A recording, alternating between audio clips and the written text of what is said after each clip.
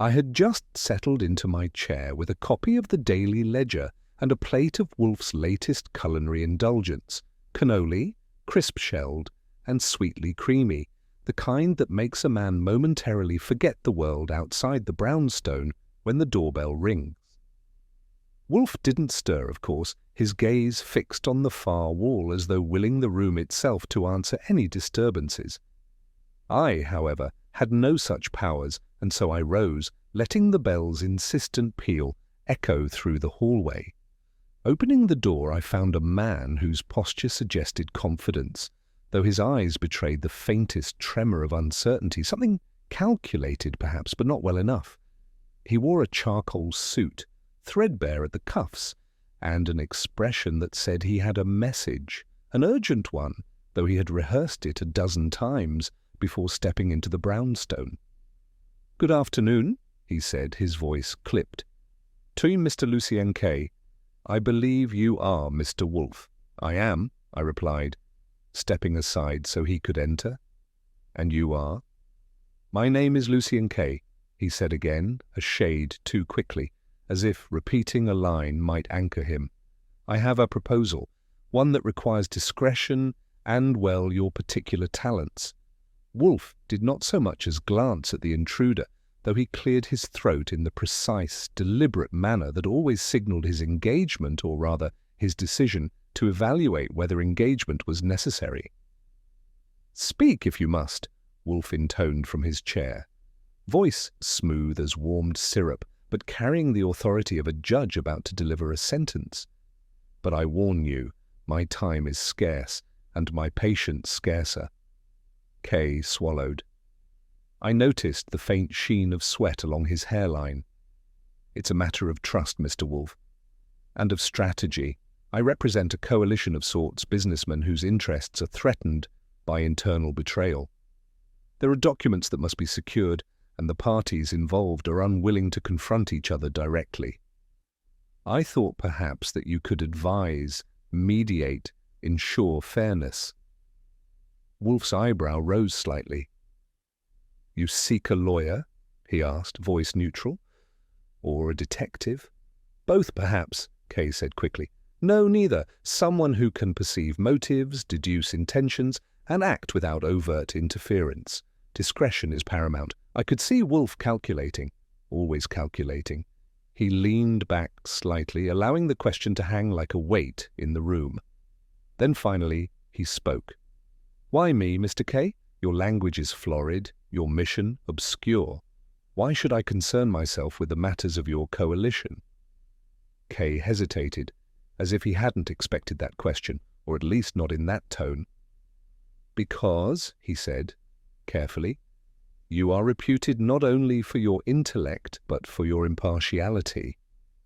You do not act out of loyalty to parties or pressure from circumstance. You do not overreach. You do justice in the intellectual sense." Wolfe's lips twitched in what could be called the faintest approximation of a smile. "Flattery is a weak currency, Mr. Kay. Offer substance." "I will," Kay said, pulling a slim envelope from his coat. "Here are preliminary notes, names, correspondences, minor transactions details to explain the situation. I cannot reveal everything, not yet, but these will give you a start. Please study them, and if you accept, I can provide fuller disclosure." I watched Wolfe take the envelope with his precise, gloved hands, eyes narrowing slightly as he skimmed its contents. He made no sound, no exclamation, just that slight incline of his head that indicated comprehension, calculation, and judgment all at once. Finally, Wolfe spoke. "Mr. Goodwin," he said, his voice cool, deliberate, prepared to make inquiries, discreet, intelligent, observant. "We shall see whether Mr. Kay's coalition is worth our engagement." Kay exhaled audibly, relief mingling with lingering tension. "Would you accept it?" "I would not say I accept," Wolfe corrected, returning the envelope to the man. "I say that we will investigate. That is all. My final judgment remains reserved until further observation." Kay nodded, not entirely satisfied, but grateful nonetheless.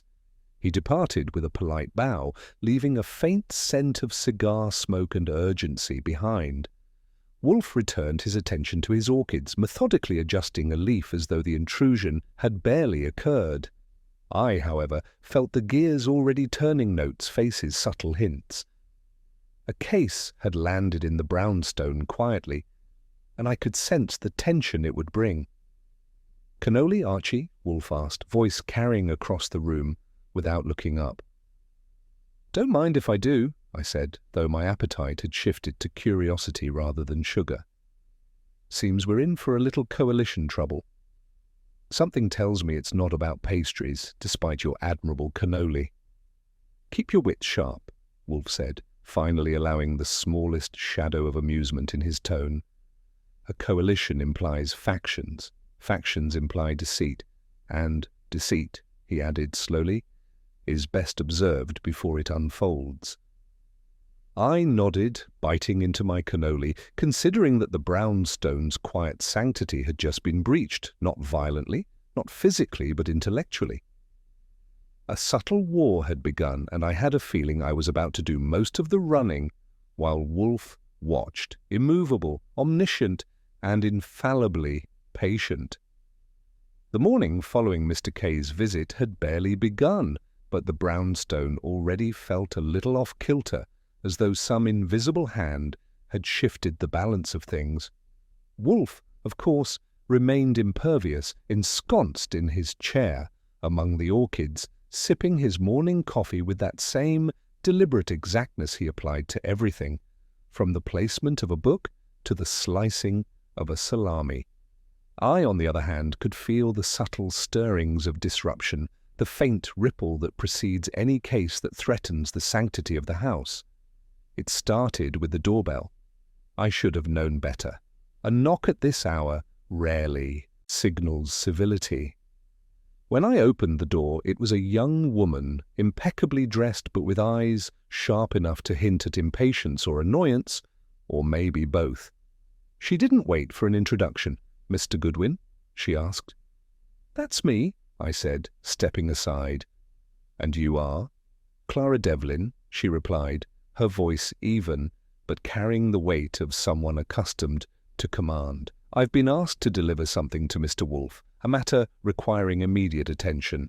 I gestured for her to enter.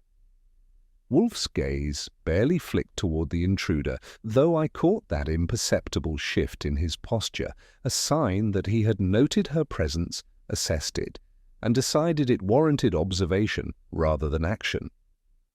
She handed over a small, nondescript envelope. Wolfe accepted it without comment, cutting it open with a precision that suggested he had performed the same gesture countless times before. He scanned the contents, typed letters, neatly organized, accompanied by a few handwritten notes. His expression remained unreadable, a mask of thought distilled to its purest form. Clara lingered, glancing from me to Wolfe as though trying to gauge the temperature of the room. "Mr. Kay mentioned that discretion is crucial," she said. "I've been instructed to answer questions only if Mr. Wolfe deems necessary." "Very well," Wolfe said, voice calm, deliberate. "Leave us." She hesitated a beat, then retreated, leaving only the faint scent of her perfume behind. I watched Wolfe as he studied the papers, making tiny adjustments to the pile with deliberate hands, a conductor orchestrating an unseen symphony. "Archie," he said after a long pause, "prepare to follow Mr. Kay's circle. Observe. Report. Do not intrude where intrusion would compromise your cover. Note everything, every minor contradiction, every lapse, every gesture that might betray intention." "Yes, sir," I said, though inwardly I was already mapping out the streets, the offices, and the connections. The day itself unfolded in measured increments, each moment a step further into the coalition's tangled web. Wolfe remained seated, utterly immobile, issuing instructions and occasionally sipping from a small glass of sherry, as if the world outside had slowed to accommodate his analysis. Meanwhile, I navigated the city streets, noting the minor details that often betray far more than the grand gestures. My first stop was a small office building in Midtown, the kind of place where ambition hums in the fluorescent lights and the faint scent of coffee mingles with the odor of paper. I met a man named Theodore Byram, an accountant with a nervous tick in his right eye and a habit of licking his lips when cornered. He had worked with Kay for several years, and though he maintained a veneer of composure, I could sense the tension under his carefully arranged facade. Byram spoke in clipped sentences, careful not to reveal too much. "Everything is in order," he insisted. "The contracts are secure. Mr. Kay has been meticulous. There is no threat, I assure you." "Threats have a way of hiding where meticulousness fails," I said lightly, observing the twitching of his fingers. "You keep your files locked, your accounts balanced, but what about the people around you? Someone with motive, opportunity, or both?" He hesitated, the flicker of doubt betraying him. I made a mental note. That hesitation would matter later. Next, I found myself in a small cafe near the docks, a place of low ceilings and cheap espresso, meeting Annette Lowell, an elegant woman with a reputation for shrewd negotiation and a talent for reading human behavior. She had been associated with the coalition for years, her role ambiguously defined, sometimes mediator, sometimes strategist. She greeted me with a measured smile. "I understand you are investigating Mr. Kay's coalition," she said. "I trust you are discreet?" "As discreet as necessary," I replied. "The fewer people aware of our inquiries, the better, and of course, I only seek the truth." She sipped her coffee, eyes never leaving mine. "The truth is flexible," she said lightly. "Everyone has a version that suits them. You will see soon enough." Flexible, indeed. That word would echo in my mind as I returned to the brownstone, gathering my notes, impressions, and small, easily overlooked contradictions. Wolfe reviewed the reports I delivered with his usual exacting scrutiny. He made no comments beyond occasional murmurs of acknowledgement or the faintest inclination of his head toward a particularly interesting detail. By evening, a sense of the coalition's inner turbulence had begun to emerge.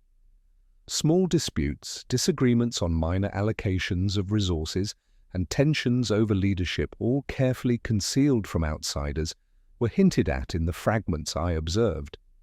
The most striking element was the subtlety with which these disputes were conducted and the care with which each participant hid their true feelings.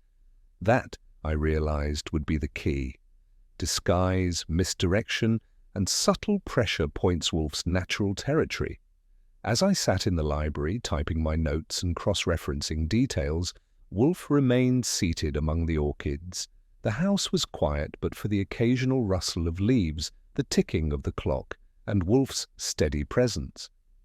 There was an unspoken acknowledgement in the room that the brownstone had been touched by the outside world, its balance disturbed, yet its guardian remained unmoved.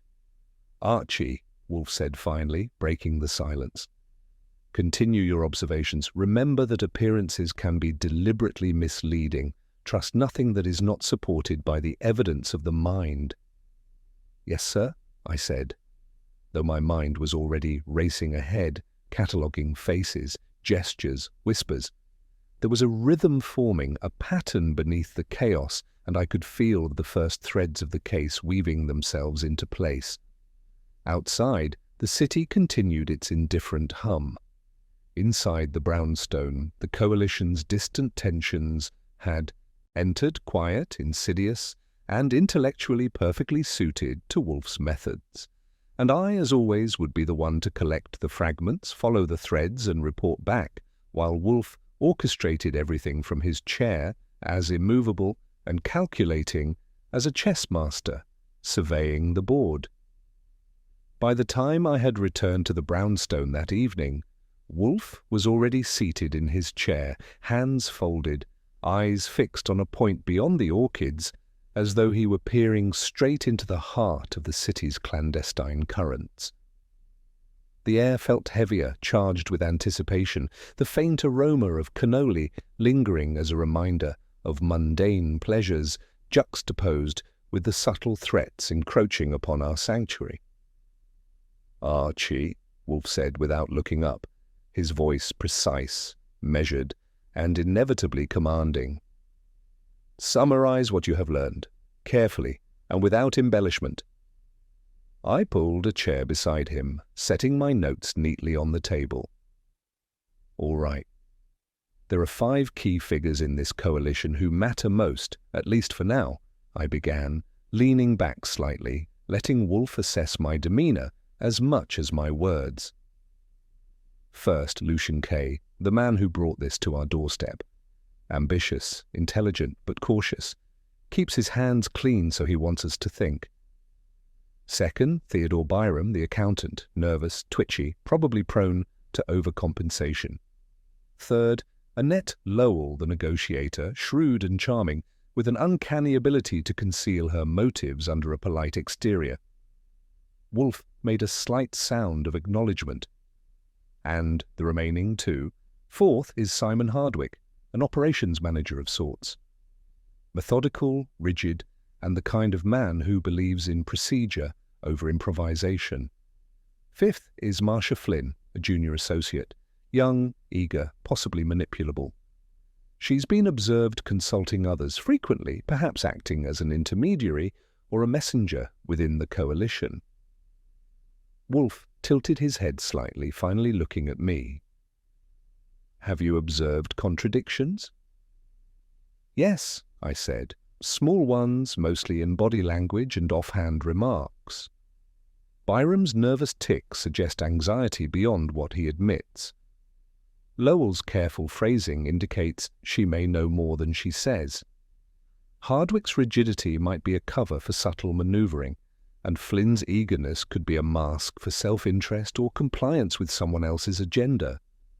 And Kaywell, he's the center of this web, but he may not be the puppet master, could be the first to discover a betrayal." Wolfe nodded, absorbing each name, each trait, each subtle potential deviation from truth. We must be mindful that the smallest inconsistencies may be deliberate misdirection. Observe, collect, and reason. One misstep could reveal the truth or obscure it further. It was a classic Wolfe setup the chessboard laid before him, each piece with a role, a motive, a secret. And while the house remained calm, the pressure outside was quietly mounting. The first suspect, K, was the most visible yet opaque. His motivations were declared in broad strokes, but his true concerns were hinted at in the margins of memos and in the minor inconsistencies of his accounts. A subtle discomfort flickered in his posture when we questioned him, a shadow over his otherwise polished demeanor. My visits confirmed what Wolfe had deduced. Instantly he wanted control without overt confrontation, authority without exposure. Byram, the accountant, was another matter. His nervous energy and meticulous attention to documents suggested he feared discovery, but not necessarily wrongdoing, at least not on a grand scale. I noticed him glancing at his watch far more than was necessary during our interview, and the rhythm of his words betrayed a mind dancing ahead of his tongue. Something about him was reactive, not proactive yet in the right hands, that reaction could become manipulation. Annette Lowell was a study in contrast. Her composure was almost theatrical, each gesture deliberate, every smile calculated to appear effortless. In our conversation, she skillfully redirected queries, hinted at concerns without revealing specifics, and evaluated my responses as one might taste wine for subtle notes of origin and age. There was intelligent, dangerous intelligence, capable of steering events while remaining almost invisible. Hardwick presented a different challenge. His rigidity, his insistence on procedure, suggested honesty, or at least a belief in the appearance of honesty, yet when pressed about internal disagreements, he exhibited the faintest irritation, a twitch of the jaw, a tightening of the hands. Wolfe would later note that the man's devotion to order could conceal a willingness to exploit loopholes, to advance quietly under the radar while appearing dutiful. Finally, Marcia Flynn, young, alert, eager to impress. She had not yet earned the subtlety of her older colleagues, but possessed the raw ability to observe and report. Her role within the coalition was minor on paper, but pivotal in practice. Messages passed through her, insights relayed, and small decisions made with her silent approval. I sensed potential malleability here, but also a keen, calculating mind, one that could easily be leveraged by a more experienced manipulator. After cataloguing my impressions, I returned to the brownstone, delivering a report that Wolfe read with his usual deliberation. There were no interjections, no immediate judgments, but I knew each small detail. I had noted the fleeting expressions, the subtle hesitations, the careful word choices was being stored in the most exacting memory in Manhattan. Wolfe was assembling the picture quietly, meticulously. As night fell, the brownstone itself seemed to reflect the tension that had crept into its walls. The lights cast shadows over the orchids, the ticking clock punctuated the silence, and Wolfe's quiet presence dominated the room. I realized once again that the true activity, the strategic play, the calculation of human behavior was not outside in the street, but here, in this controlled environment. "Archie," Wolfe said, breaking the silence that had settled comfortably around us, "the coalition is vulnerable in subtle ways. Observe the interplay of ambition and loyalty, of fear and calculation. We are not merely gathering evidence, we are mapping the architecture of intent. Report inconsistencies, and above all, preserve the integrity of your observations. The truth may be buried beneath layers of carefully constructed deception." "Yes, sir," I replied, aware that each visit, each conversation, each small observation was a thread weaving into a larger tapestry. "I've got names, faces, movements, small contradictions. And I have a feeling the first major tremor is coming sooner than we expect." Wolfe returned to his orchids, adjusting a leaf with the precision of a surgeon. I watched him for a moment, wondering how much he already knew, how much had been deduced from the first visit, the first envelope, the first impressions. Then, with a resigned sigh, I rose to fetch my notebook and plan the next day's work. Each suspect had a place, a pattern, a potential motive, but the coalition was a living organism, its secrets intertwined, and I could feel the first hints of a rupture, subtle but inevitable. The brownstone remained silent, but the world outside was slowly revealing its undercurrents. The circle of suspects was established, their motives partially mapped, their behaviors observed. Wolfe, immovable, unflinching, and omniscient, waited for the moment when his calculations would intersect with the chaos beyond his orchids, and I, as ever, would be the one chasing those currents, collecting the fragments, and reporting the subtle betrayals that might otherwise go unnoticed. Morning arrived with the subtle insistence of the city outside the brownstone, its clamour and clatter pressing against the sanctuary's calm walls. Wolfe remained entrenched among his orchids, adjusting leaves and sipping coffee with the deliberate precision of a man who treats time as a malleable instrument rather than an inescapable march. I, in contrast, was already outside, notebook in pocket, eyes scanning faces, streets, and storefronts for anything that hinted at the coalition's undercurrents. The first stop was Lucien Kay's office, a discreet suite in a quiet midtown building. I slipped past the receptionist with practiced ease. She was polite but suspicious, accustomed to clients who preferred anonymity over display. Kay greeted me with a cautious smile, eyes alert to every movement. "Mr. Goodwin," he said smoothly. "I trust Wolfe has begun his evaluation." "He has," I replied, "and I'm here to observe, as instructed." I'd like to understand the internal dynamics, the tensions, the factions, if you will. Kay gestured for me to sit. You are perceptive, he said, but beware, there is more to appearances than truth. Some within the coalition people you have met have their own agendas, and agendas are rarely declared openly.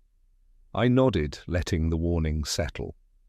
Kay provided documents, schedules, and memos, not enough to reveal any overt wrongdoing, but just enough to suggest patterns, minor discrepancies, and the occasional hint of miscommunication. Each page was a puzzle, a fragment waiting for context, and I catalogued every detail, knowing Wolfe would later extract the significance without moving from his chair. From there, I moved to Theodore Byram. He was already on edge when I arrived, shuffling papers at a small desk that seemed to tremble under the weight of his anxiety. You wanted to speak with me, he said, voice tight. I want to understand your perspective, I said, careful to keep my tone light but focused. How secure are the coalition's operations? Where do you feel pressure points exist? Byram hesitated, glancing toward the door as though even walls could carry secrets. Everything is secure, he said, more firmly than necessary. But there are small discrepancies, minor errors that are troubling. Nothing catastrophic, I assure you, but enough to raise concern. Errors or intentional manipulation?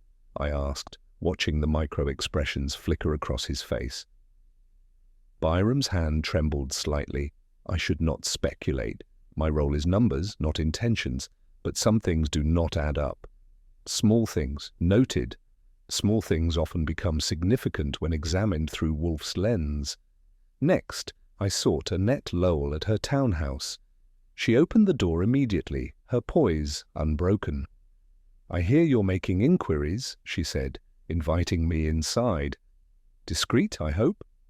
Discreet and careful, I said, following her into a sitting room adorned with muted elegance.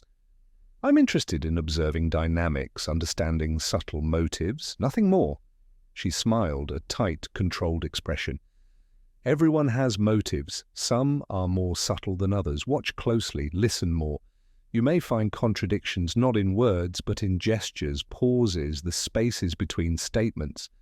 Her advice was as valuable as any document. She emphasized the psychology, the hidden subtexts, the silent agreements that bind coalitions more tightly than contracts ever could. Simon Hardwick came next.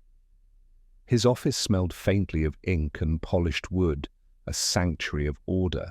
He greeted me without preamble, motioning to a chair. I understand you are cataloguing the coalition's internal movements, he said, voice measured. Be aware that structure and protocol are protective measures. Deviations are rare but observable if one is diligent. I noted the emphasis on structure. Hardwick's devotion to procedure was clear, but it was a potential vulnerability someone adept at exploiting the gaps could maneuver under the guise of compliance. I asked questions about recent disagreements and procedural disputes, observing subtle tells, a tightening of fingers, a flicker of irritation in his eyes, evidence, not yet proof. Finally, Marcia Flynn. Young, quick, and eager, she met me at a cafe near her office. Unlike the others, she seemed unaware of the gravity her observations might carry. I'm just trying to do my job, she said, stirring her coffee nervously. I report, I file, I follow instructions. And yet, I said, watching the quick glances she cast toward her notebook, the small choices you make, what you report, what you emphasize, shape decisions above you.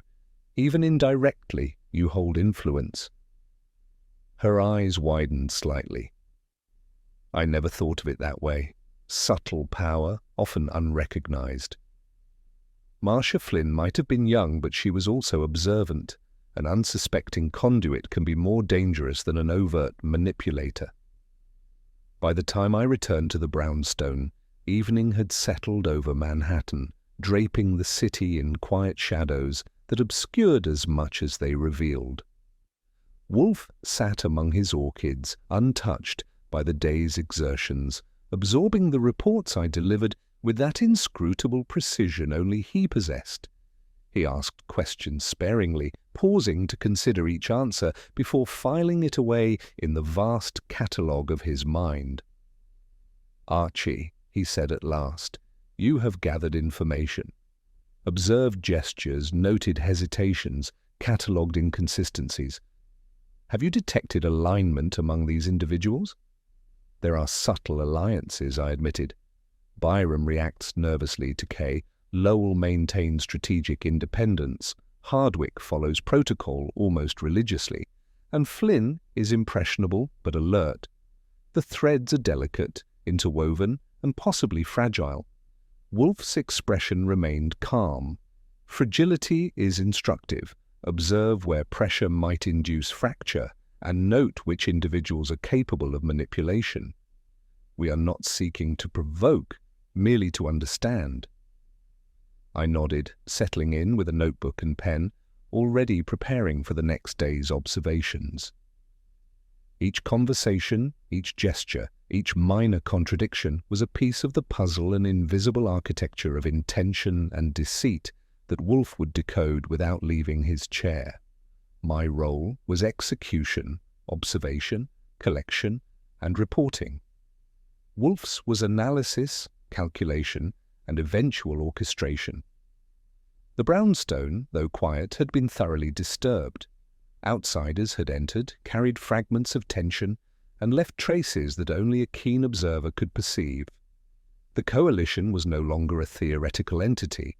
It was alive in its subtle conflicts, delicate alliances, and barely perceptible maneuvers, and I, as ever, would follow each thread, noting discrepancies, contradictions, and potential breaches, while Wolfe prepared to turn observation into strategy. It was one of those evenings when the brownstone seemed to breathe in the quiet and exhale tension simultaneously. Wolfe was perched in his chair among the orchids, as immobile and commanding as ever, the faint glow from the library lamps casting sharp shadows across his angular features. I was at my desk, organizing notes and preparing for another round of observation, when I noticed something peculiar, a tiny, almost imperceptible shift in the arrangement of his papers. Wolfe's envelopes, always aligned with geometric precision, were slightly askew. A margin note on the topmost sheet had been moved from its usual position, just enough to catch my eye. I knew better than to act without confirmation. Wolfe notices everything, but so do others, who realize he is a focal point of observation.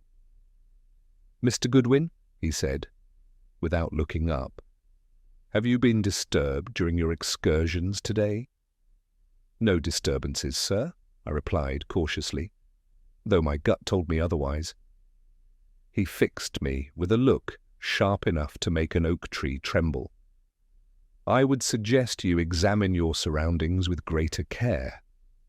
There are subtle intrusions, ones intended to test our attention. Observe them." That was Wolfe speak for someone who has meddled, and they want us to notice, but not too overtly.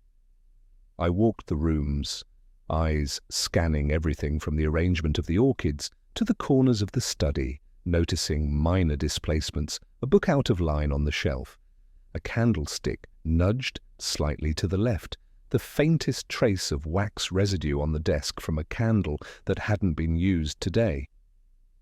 Nothing conclusive, but Wolfe's warning suggested it was enough. The next morning, I returned to fieldwork. The first stop was Byram's office. His nervous energy had escalated overnight, perhaps in reaction to a subtle intrusion of his own. I noted immediately that a ledger previously observed during my earlier visit had been replaced with a near-identical copy, the margins slightly different. His eyes flicked toward my notebook with a glance that was more of a question than curiosity. "You've returned," he said, a flicker of relief or maybe apprehension crossing his features. "I hope you're not accusing anyone prematurely. Things are sensitive." "Sensitive indeed," I said. "Small things can have large consequences. I'm merely noting inconsistencies." He tensed. I suspected he had noticed the ledger swap himself. Something had been deliberately moved or hidden. Next I visited Lowell, who greeted me with an air of unaffected elegance, though I could detect subtle undercurrents. On her desk lay correspondence that had clearly been handled differently than in our prior observation. One envelope had a corner bent, another slightly opened and resealed. She smiled at me, perfectly composed, yet the faint crease betrayed that someone, perhaps herself, had interacted with the documents outside the expected schedule. "Careful observation, Mr. Goodwin," she said, her voice calm, yet every syllable measured. The smallest alterations often indicate intention or misdirection. "Both, I suspect," I said. Hardwick was next, and his office presented the most striking instance of subtle tampering. The files were aligned perfectly as before, but a single divider denoting an entire category of procedural updates was shifted forward by a fraction of an inch. It was not careless, it was deliberate, and it was aimed to draw attention without revealing purpose. His rigid adherence to order made such tampering almost sacrilegious and therefore noticeable. I jotted every detail. Each subtle displacement, each shifted ledger, each crease in correspondence built a picture of someone probing the coalition's internal defenses. Someone was testing, mapping reactions, and perhaps attempting to manipulate outcomes without being detected. Back at the brownstone, Wolfe examined my notes with the meticulous care of a surgeon. He made no immediate declarations, only slow, deliberate murmurs that punctuated the silent space. "Observe," he said finally. "Observe and catalogue. What you perceive as minor may be crucial. Who moves what, when, and how, they leave fingerprints of intention. They believe subtlety masks them. They are mistaken." His precision in speaking was itself a lesson. Subtlety is as much about timing and calculation as action. Wolfe had already identified the patterns I was only beginning to notice. I spent the remainder of the day tracing these movements, returning repeatedly to the coalition's offices. Flynn, the youngest, proved to be both unintentional and pivotal. She had carried documents between members, sometimes inadvertently altering the arrangement of files, sometimes leaving traces of minor omissions or changes. Observing her, I realized that her movements had already opened small windows for influence, for misdirection, for observation. The day's final visit was to Kay himself.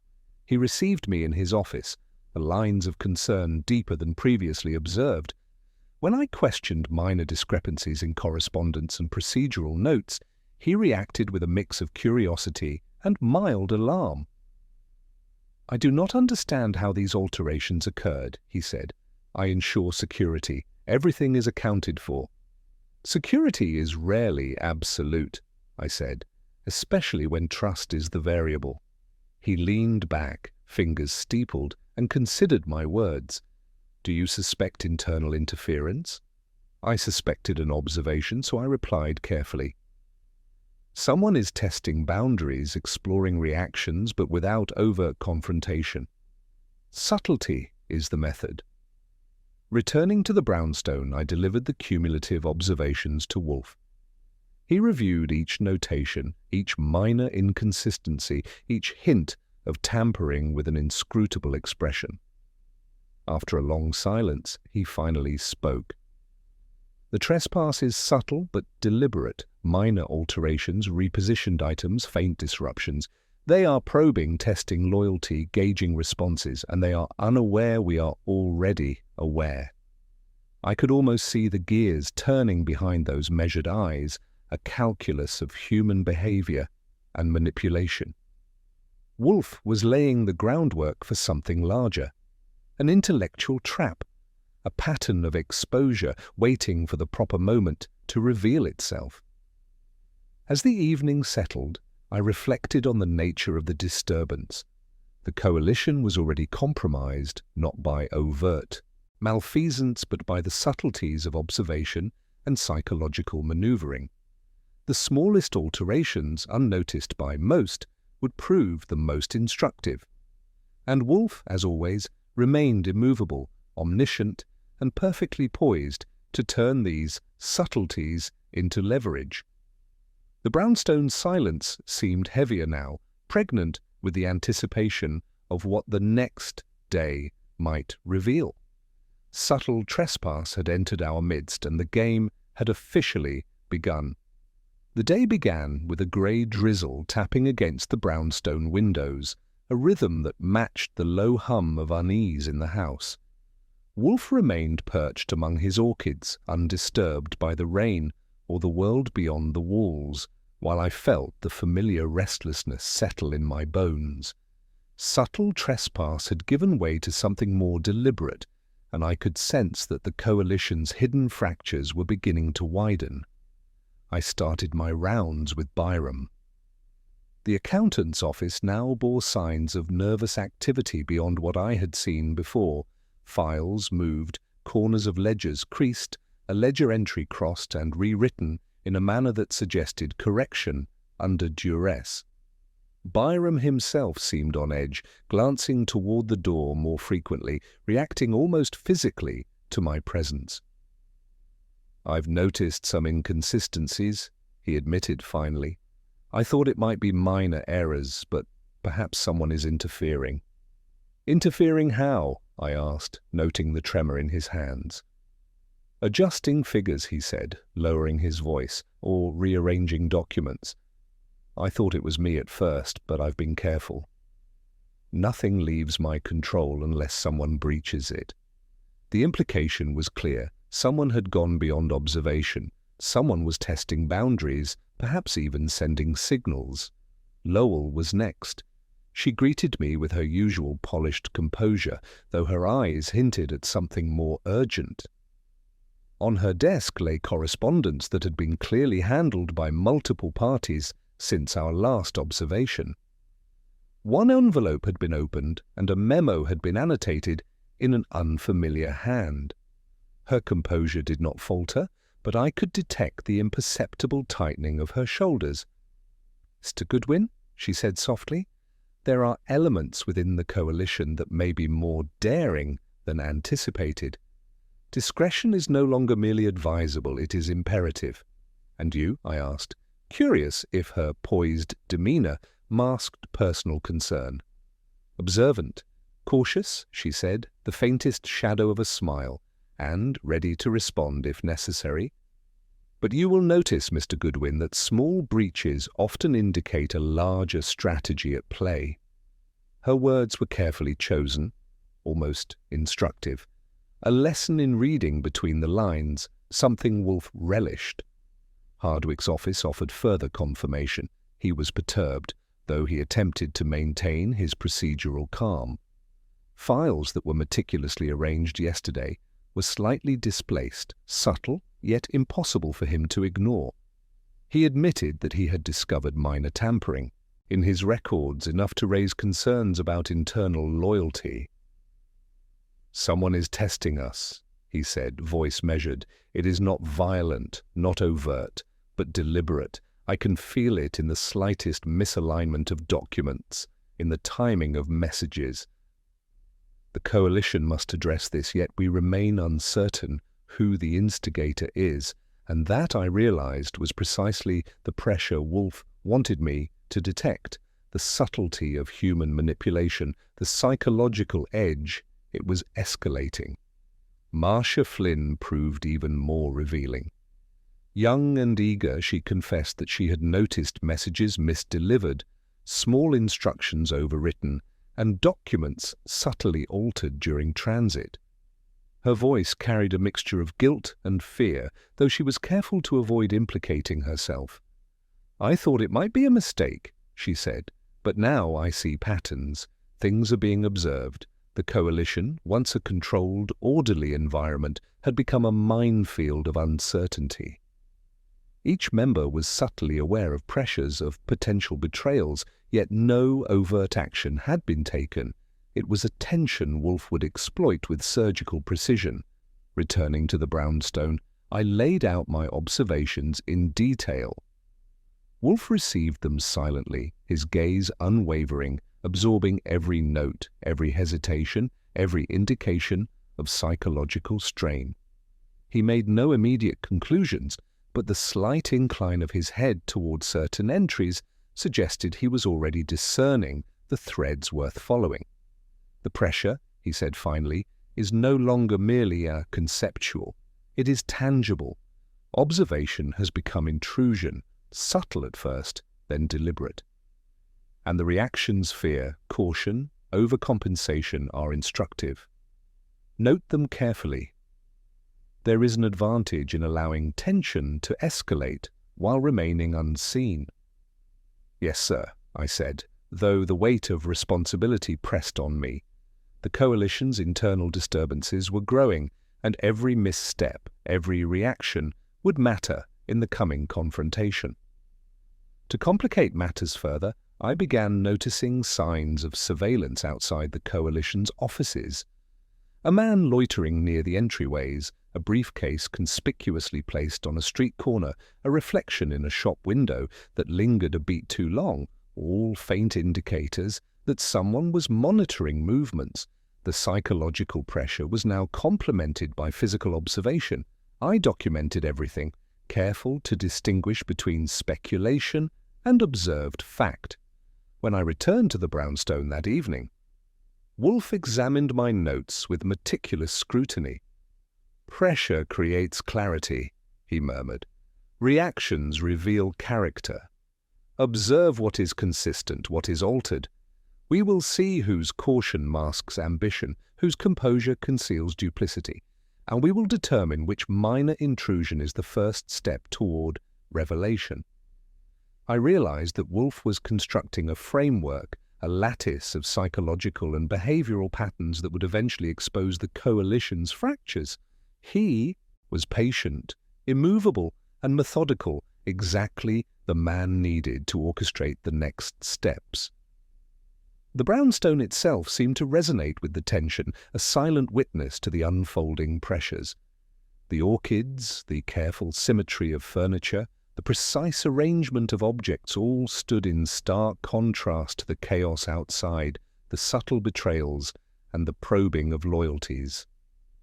I spent the evening compiling additional observations, noting reactions, juxtaposing yesterday's minor misalignments with today's more deliberate manipulations. Each thread told a story of fear of exposure, the subtle push and pull of influence, the quiet assertion of power. The coalition was fracturing along invisible lines, and the first signs of true disruption were beginning to emerge. Finally, Wolfe broke the silence again. "Archie, Saul Panzer will be required shortly. There is a need for discretion and observation beyond what you alone can achieve. The pressure is building, and our vantage must be extended. Note who acts with foresight, who with hesitation, and who with calculation. The pattern will reveal the instigator." "Yes, sir," I replied, already thinking about Saul, the extended observation, and the impending confrontation. Wolfe's strategy was clear in its patience, its reliance on intellect over action, and its readiness to capitalize on even the smallest misstep. The brownstone remained calm, yet the air was taut, every subtle tremor outside echoing within. The coalition's vulnerabilities were becoming apparent, and Wolfe, as ever, was ready to turn observation into leverage. The stage was set, the pressure increased, and the first true fracture of the coalition was imminent. By the time I returned to the brownstone that evening, the city had settled into that peculiar lull just before night, fully claiming thorns muted by distance, footsteps softened by damp sidewalks, the occasional streetlight casting hesitant shadows. Wolfe remained in his chair among the orchids, perfectly still, eyes narrowed slightly, examining the minutiae of my report as if the numbers themselves carried the weight of human intent. "Archie," he said without preamble, "the pressure you have observed is sufficient to begin positioning. Observe, act discreetly, and report. But be aware the coalition's tensions are now a tool. Missteps are inevitable. We will exploit them, indirectly. I set down my notes. Wolfe's instruction was clear. He intended to manipulate the unfolding scenario without ever leaving the brownstone. As always, his strategy relied on mental acuity and timing rather than direct confrontation. The subtle machinations we had observed would be leveraged to reveal truths, isolate motives, and draw the coalition's players into alignment with reality. The first step was contact. I returned to Kay's office, ostensibly to observe, but also to create an opportunity for him to reveal his own subtle inclinations. He was tense. The faint crease at his temple deepened, and the documents he handled bore marks of repeated handling, corner folds, smudged ink, slight misalignments. "Mr. Kay," I said lightly, "the coalition is experiencing subtle disruptions. Have you noticed anything unusual?" He shifted, a carefully measured motion. "Disruptions?" he asked. "I have observed minor discrepancies, files slightly moved, schedules misaligned. Nothing overt, but noticeable if one is attentive." "And have you taken action?" I asked. "Precautions," he admitted. "I've asked for vigilance, but confrontation is premature. One wrong move could create panic or miscommunication.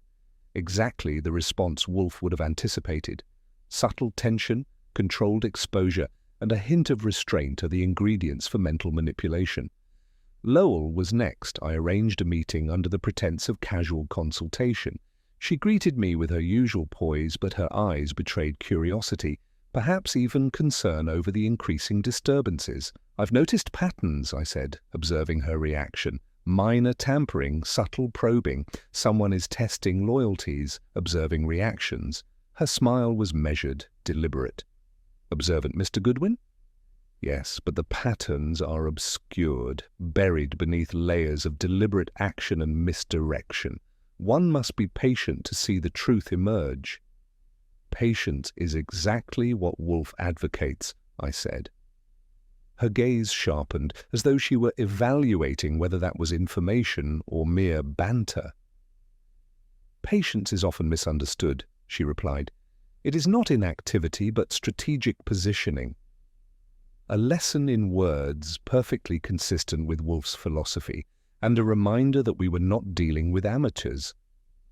Every move was calculated, every gesture potentially misleading. Returning to the brownstone, I noted the subtle shifts in Hardwicke's demeanour as well. His rigid adherence to procedure now included additional layers of self-monitoring. Slight changes in document alignment, subtle cross-checking, and the faint tension in his hands all indicated awareness of potential observation or perhaps guilt or complicity, subtle as it might be. Each detail was a thread Wolfe would later weave into the larger pattern. Even Marcia Flynn's role became more evident. She had been inadvertently relaying information, creating openings for subtle influence and showing signs of stress as the disruptions escalated. Each observation was catalogued meticulously, every misstep noted with the potential to reveal broader intentions. When I returned to Wolfe, I delivered the accumulated insights. He received them in silence, fingers steepled, eyes moving across the pages, as if reading the intentions behind the ink itself.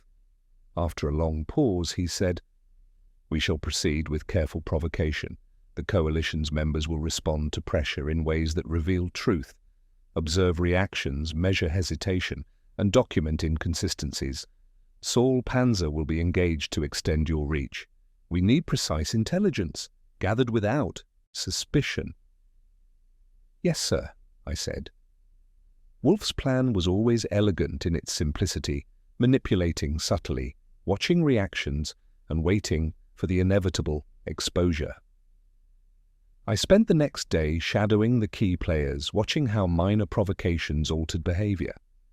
Byron became more tentative, revisiting files multiple times before signing. Lowell adjusted schedules to compensate for minor errors, her movements deliberate, yet revealing careful prioritization. Hardwicke's procedural diligence escalated, showing both dedication and the strain of overcompensation. Flynn hesitated in relaying messages, caught between compliance and observation, creating small ripples of disruption. Even Kay revealed more than he intended. When presented with minor inconsistencies in his reports arranged deliberately to provoke recognition, he showed fleeting signs of frustration, a tightening of jaw, and an almost imperceptible shift in posture. Subtle, calculated, and exactly the kind of evidence Wolfe could later leverage. By evening, I returned to the brownstone, notes in hand, ready to report the day's findings. Wolfe reviewed each entry silently, occasionally tilting his head toward a line that intrigued him. Finally, he spoke. The coalition has revealed itself through pressure, though none yet realize the extent. Tension is a tool. Observation is our advantage, and missteps are inevitable. Prepare for further exposure. Saul Panzer will join you. Extend your surveillance discreetly. Watch for the fractures that only time and pressure reveal. I could see the framework forming. Wolfe's positioning was not about confrontation, nor even about manipulation for its own sake. It was about creating conditions where the truth would emerge naturally, where human tendencies would expose intent, and where justice, intellectual, precise and complete, could be executed without ever leaving his chair. The brownstone seemed almost to pulse with anticipation. The orchids, the carefully aligned books, the silent, commanding presence of Wolfe were part of an environment designed to observe, control, and ultimately guide the unfolding events. Outside, the coalition's members were unknowingly responding to the pressures Wolfe had orchestrated, each action revealing a fraction more of their true motives, and I, as always, was the intermediary, the collector of observations, the messenger of subtle provocations, the chronicler of human behavior under scrutiny. The game was moving forward, and Wolfe's positioning was the invisible hand ensuring that every ripple, every hesitation, every misstep would be noted, understood, and ultimately brought to bear in the orchestration of revelation. By the following afternoon, the tension that had been simmering within the coalition reached a point where Wolfe decided direct observation alone was insufficient. He summoned all 5 key players to the brownstone, instructing me to prepare them without revealing the full purpose. Invitations were discreet, precise, and delivered with the weight of expectation. Kay, Byram, Lowell, Hardwick, and Flynn would all appear, carefully directed to enter the sanctity of Wolfe's domain, while under the subtle, psychological pressure we had been cultivating. The brownstone had assumed an almost ceremonial atmosphere.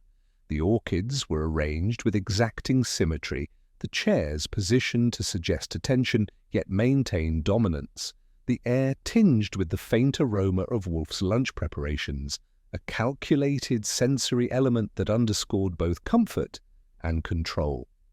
I positioned myself near the door, notebook at the ready, eyes scanning for small gestures, fleeting expressions, and the subtleties that might otherwise go unnoticed. Kay arrived first, posture stiff, but eyes alert.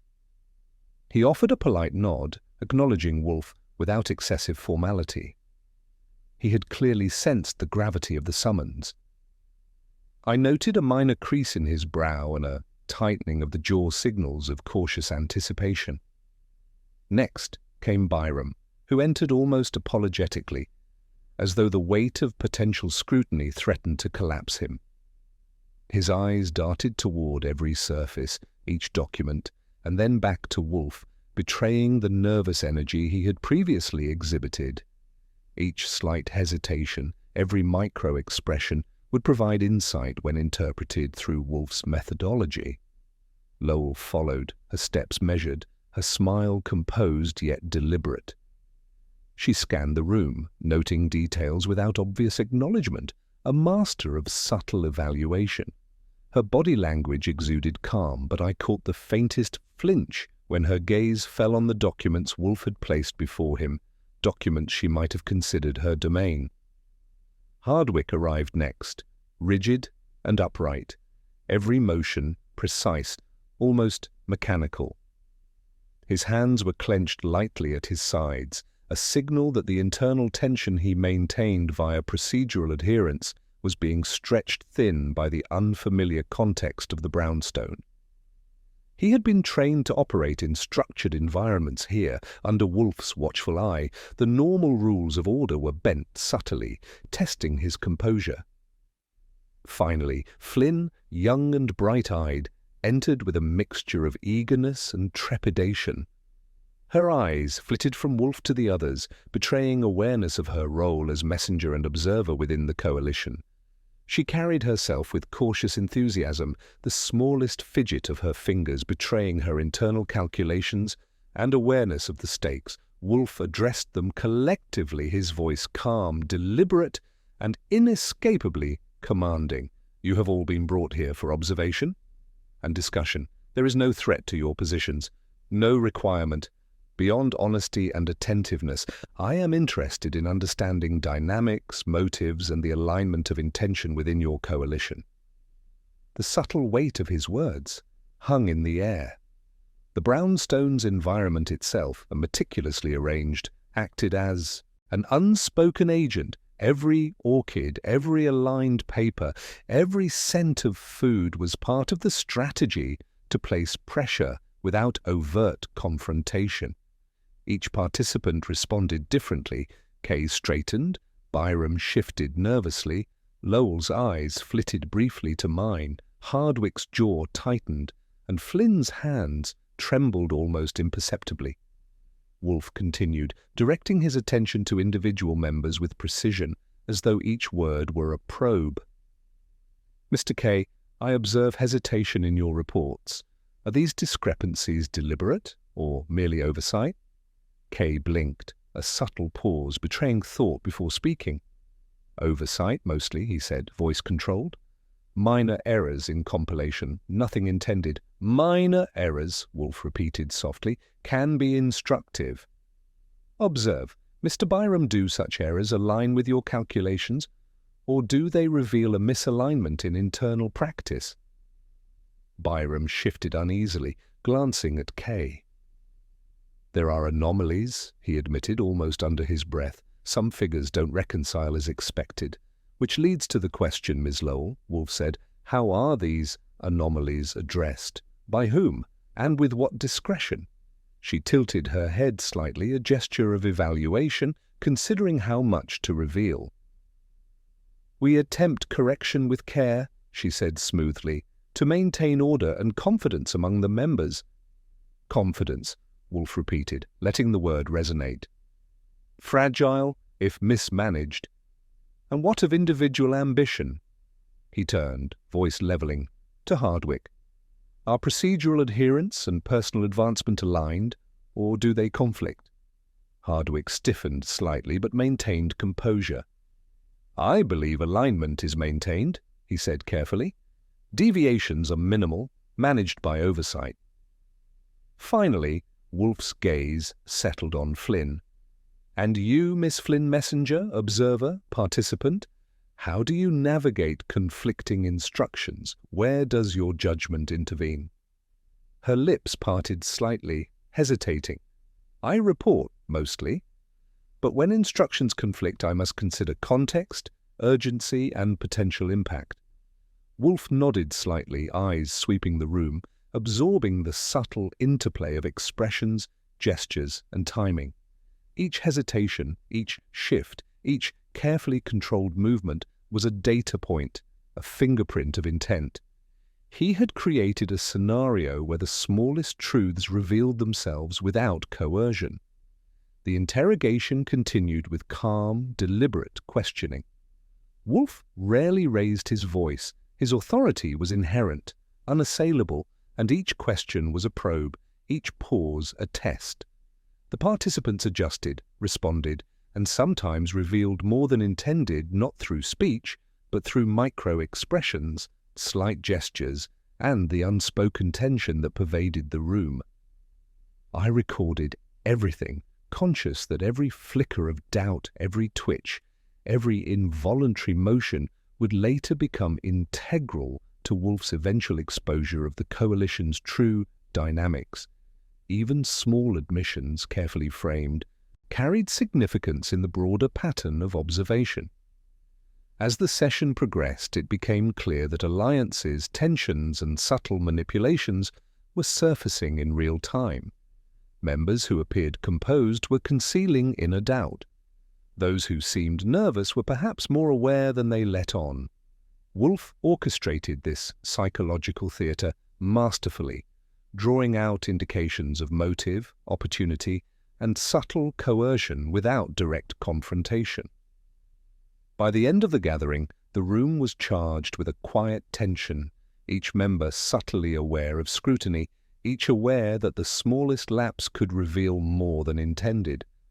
Wolfe leaned back slightly, allowing the air to settle, his gaze distant yet knowing. "Observe," he said finally, addressing me without breaking eye contact with the participants. "Patterns are emerging. Alignments, misalignments, intent, hesitation. These will all guide our understanding. You will continue observation, noting every deviation from equilibrium. The truth is present, though hidden. Patience, discipline, and attention will expose it." I nodded, aware that the first direct confrontation of the case had occurred without violence, without chaos, only observation, tension, and the quiet application of intelligence. The brownstone remained calm, yet the coalition had been gently shaken, their behaviours now recorded, catalogued, and ready for Wolfe's final, inescapable reckoning. The day of reckoning arrived with the quiet inevitability that only Wolfe could orchestrate. The brownstone, usually a sanctuary of predictable calm, had become a stage, each orchid, each perfectly aligned piece of furniture, each scent-laden shadow, contributing to a tableau of impending revelation. Wolfe remained in his chair, hands folded, eyes narrowing ever so slightly as he surveyed the culmination of the day's observation, the intricate tapestry of behavior, misdirection, and subtle maneuvering laid bare before him. I had spent the morning reviewing my notes, cataloguing every twitch, hesitation, misalignment, and fleeting expression. Wolfe's instructions had been meticulous patience, observation, attention to the faintest deviation from normal. The coalition's members were to arrive at his office once more, each unknowingly stepping into the intellectual snare he had prepared. The first to arrive was Kay, composed on the surface, but with that slight tension in his posture that betrayed awareness of scrutiny. Byram followed, shifting uneasily, scanning the room as though expecting overt confrontation, which Wolfe never delivered. Lowell entered next, her eyes briefly flicking to me before settling on Wolfe with the practiced neutrality of a strategist. Hardwick's rigid frame seemed almost braced, anticipation coursing subtly through his disciplined demeanour, and Flynn, youngest of the group, displayed a careful combination of eagerness and trepidation, hands clasped in front of her. Wolfe regarded them all with that characteristic calm that suggested both awareness and omniscience. "We have spent days observing, cataloguing, and understanding your coalition," he began, voice deliberate and exact. "Minor misalignments, subtle probing, psychological testing, these were not unnoticed. Each of you has contributed, whether deliberately or unknowingly, to a series of events that reveal more than the documents you handle." Kay's brow creased slightly, but he made no move. Wolfe continued, his gaze sweeping the room. "Mr. Byram, your meticulous nature is admirable, but your nervous habits and repeated revisions indicate a fear beyond oversight. The errors, though minor, were noticed not only by you but by external parties who test loyalty and accuracy. You reacted predictably with excessive caution, repeated verification, hesitation before action." Byram's face flushed, and he opened his mouth only to remain silent under Wolfe's unyielding gaze. "Ms. Lowell," Wolfe said, turning to her with measured precision, Your attempts to redirect scrutiny and maintain strategic composure are evident. You evaluate, you adjust, and you influence outcomes without overt confrontation. Yet subtle reveals, small misaligned memos, slightly altered correspondences betray your hand. You act with intellect and patience, but the pattern is visible to one trained in observation. Lowell's smile was controlled, but faintly, tight. "I take careful measures," she said, "as required by responsibility." "Indeed," Wolfe replied, "responsibility tempered with self-interest and guided by opportunity." His voice was calm, but every word landed like a hammer on subtle truth.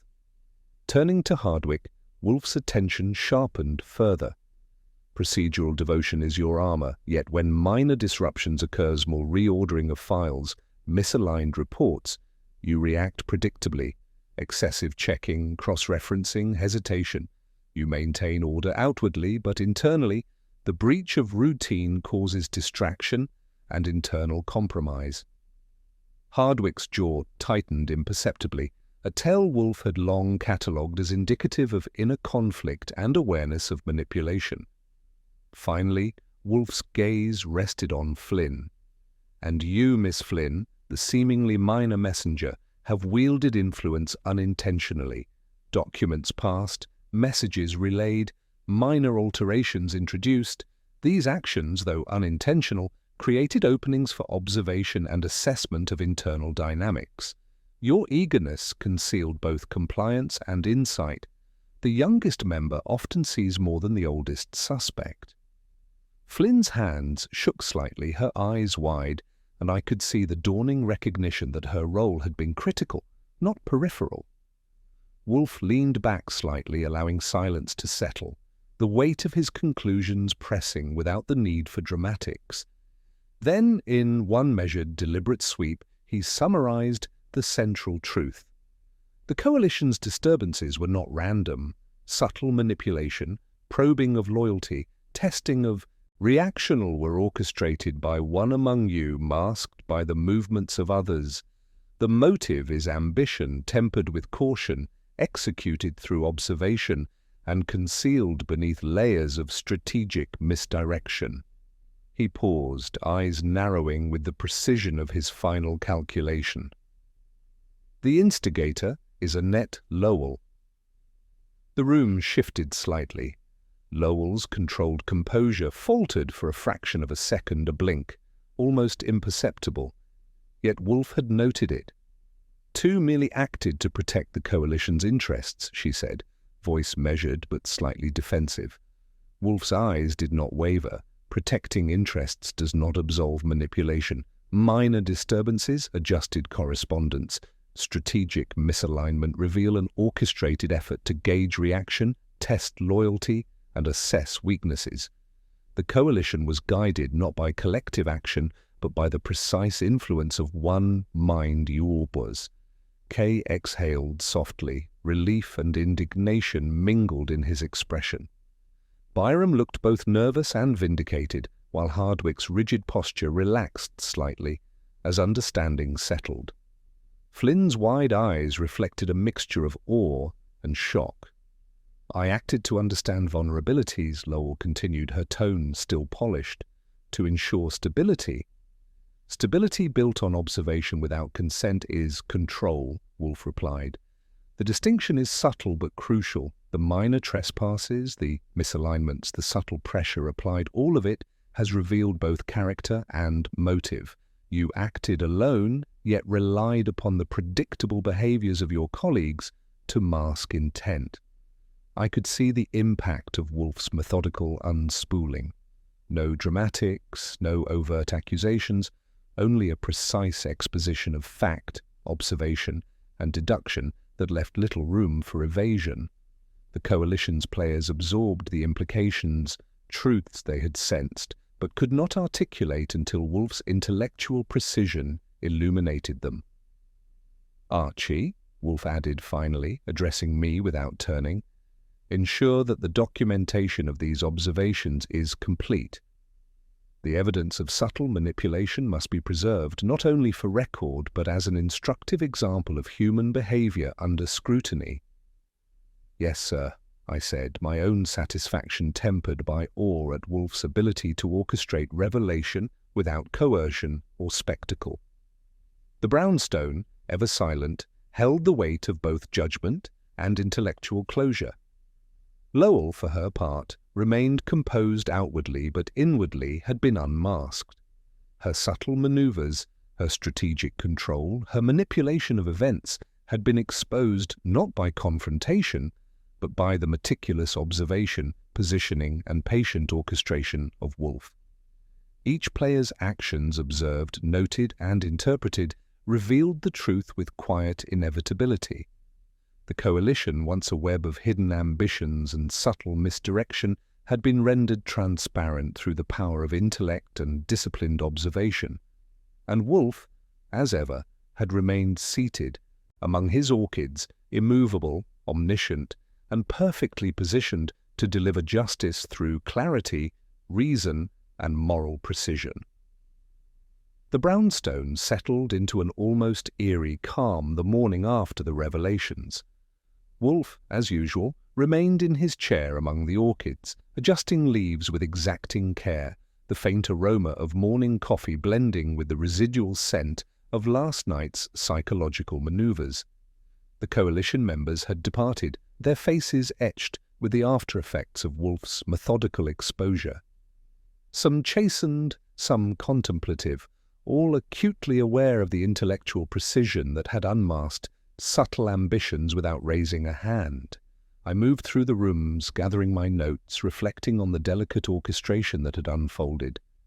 The tension that had gripped the city's financial undercurrents had been neutralized, not by overt confrontation or punitive measures, but by clarity, observation, and the slow unveiling of truth. Each participant had been given the chance to reveal themselves voluntarily, yet Wolfe's positioning ensured that the facade could not hold indefinitely. Byram's demeanor had shifted from nervous tension to cautious relief. The minor discrepancies he had observed and feared were now contextualized by Wolfe's revelations. He understood, finally, the subtle manipulations that had influenced him, the orchestrated pressure designed to test reactions and assess loyalty. He left with the impression of controlled exposure, a recognition that his role within the coalition was transparent to one who understood both human nature and the architecture of subtle influence. Kay, who had carried the initial burden of recruitment, now held a tempered understanding of his colleagues. His ambitions remained intact, but tempered by the knowledge that observation and intellect could unmask even the most carefully concealed motives. He moved with a quiet dignity, aware that discretion and subtlety were necessary companions to authority and influence. Lowell, the instigator, had departed last, her composed exterior now cracked with the awareness of exposure. Wolfe's precision had left no room for evasion. Her subtle manipulations, her probing of loyalties, her strategic nudges had been catalogued, analyzed, and laid bare. She carried herself outwardly as though unshaken, yet the quiet tension in her posture betrayed the internal reckoning that would accompany her for some time. Hardwick had returned to procedural rigidity, but with a nuanced understanding of human dynamics beyond formal process. His observations, once limited to compliance and order, now included awareness of subtle manipulation and the necessity of mental acuity in governance. He had witnessed firsthand how intellect and patience could render overt control unnecessary, replacing it with the quiet authority of knowledge. Flynn, youngest and most impressionable, had absorbed the full measure of Wolfe's orchestration. The lessons of observation, subtle influence, and the interplay of minor acts in the broader pattern had been indelibly imprinted upon her. She left with a heightened sense of responsibility, aware that even small actions could carry significant consequences in a carefully balanced system. I watched Wolfe as he resumed his quiet routine, reading through correspondence, adjusting orchids, and consuming his morning coffee with the same deliberate exactness as before. The brownstone had returned to its rhythm, but the subtle traces of disruption remained, as silent as shadows in a room. It was an environment perfectly suited for reflection, for moral and intellectual reckoning, and for the quiet satisfaction of a case concluded with precision. "Archie," Wolfe said finally, breaking the silence, "the coalition has been observed, tested, and clarified.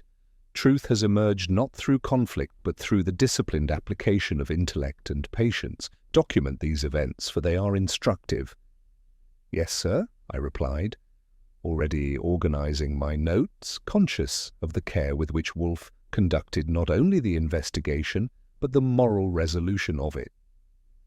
Each participant had been exposed, yet none humiliated unduly. Each had been confronted with their own intentions, measured against the unyielding logic of observation. Dinner that evening arrived with a sense of quiet celebration, though Wolfe's table remained ceremonious rather than convivial. The meal, impeccable as always, provided both sustenance and a reminder that life within the brownstone was restored to its habitual rhythm. Wolfe ate with deliberate precision, savouring each morsel, each flavour, and each measure of satisfaction that came not from the chaos outside, but from the exactness of his own methods. I joined him at the table, plate in hand, noting the faint satisfaction in his posture. "Well, sir," I said, attempting a touch of levity, "the coalition is clarified, loyalties exposed, and subtle manipulations laid bare. We didn't have to draw swords, just minds and patience." Wolfe inclined his head slightly, eyes narrowing with a hint of reflection. "Indeed, the exercise demonstrates that intellect, observation, and moral awareness are sufficient to reveal both motive and method. Force is unnecessary. Deception becomes transparent when one observes with discipline and reason." I smiled, biting into my portion of the meal. "I'd say that's justice served with a side of cannoli-level precision." Wolfe's lips twitched faintly in expression I had long learned to interpret as the closest approximation to amusement. "Let us not conflate culinary pleasure with ethical resolution, Mr. Goodwin, though in rare instances both may coexist harmoniously." I chuckled, reflecting on the perfect equilibrium of the day's events. The brownstone had withstood intrusion, the coalition had been tested and clarified, and Wolfe had executed his strategy flawlessly. Intellect, observation, and patient orchestration had triumphed over subtle deception without a single overt confrontation. As the evening drew on, I noted the return of silence, the quiet hum of normalcy settling over the brownstone. Wolfe had orchestrated not only revelation, but reflection, an exposure of subtle ambition, a calibration of human behavior, and a restoration of order through knowledge rather than force. And in that stillness I recognized the unspoken lesson of the case. True power lies not in domination or coercion, but in the precise understanding of human nature, the patience to observe, and the intellect to reveal truth in its purest form. The brownstone had been disturbed, the coalition tested, and justice subtle, intellectual, and complete had been served. I leaned back, reflecting on the events, the careful orchestration, and the quiet satisfaction of a case resolved not through spectacle, but through intellect and moral acuity. Wolfe's presence remained as imposing as ever, a reminder that within these walls thought is both weapon and justice, patience is both shield and method, and observation is always paramount.